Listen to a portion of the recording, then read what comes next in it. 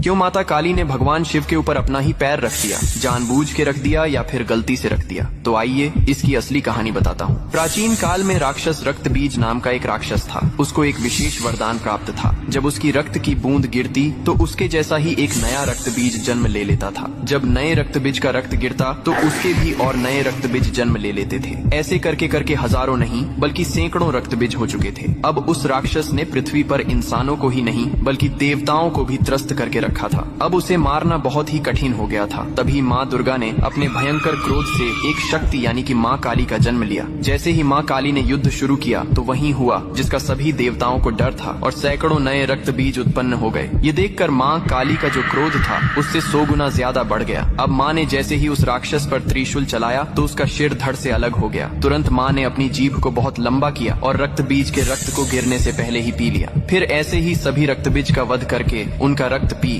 कर उनका क्रोध अब 100 गुना से 200 गुना बढ़ गया था। धरती कांपने लगी थी, समुद्र मथने लगे थे, देवता भयभीत होकर इधर उधर भागने लगे थे। तब देवताओं ने भगवान शिव से प्रार्थना की, हे महादेव, आप ही माता काली के संताप को शांत कर सकते हैं। शिव ने देवताओं की पुकार सुनी और माँ काली के सामने युद्ध भूमि में पहुंच गए। लेकिन माँ अपने तांडव में इतनी लीन थीं कि उन्होंने शिव को भी नहीं देखा। तभी भगवान शिव ने स्वयं माता के चरणों में लेट गए। जैसे ही माँ काली का पैर अनजाने में शिव के सीने पर पड़ा, तुरंत उनका क्रोध शांत हो गया। उन्होंने नीचे देखा तो अपने प्रिय पति शिव थे। यह देखकर उनकी जीभ शर्मिंदगी से बाहर निकल आई। इसके बाद शिव ने मुस्कुराते हुए कहा, हे माँ, तुम्हारा यह रूप सृष्टि के संतुलन के लिए था, लेकिन यह रूप अब धरती पर बहुत धाम धूम से पूजा जाएगा। यही कारण है कि तस्वीर में और मूर्तियों में माँ काली को शिवजी पर खड़े हुए दिखाया जाता है।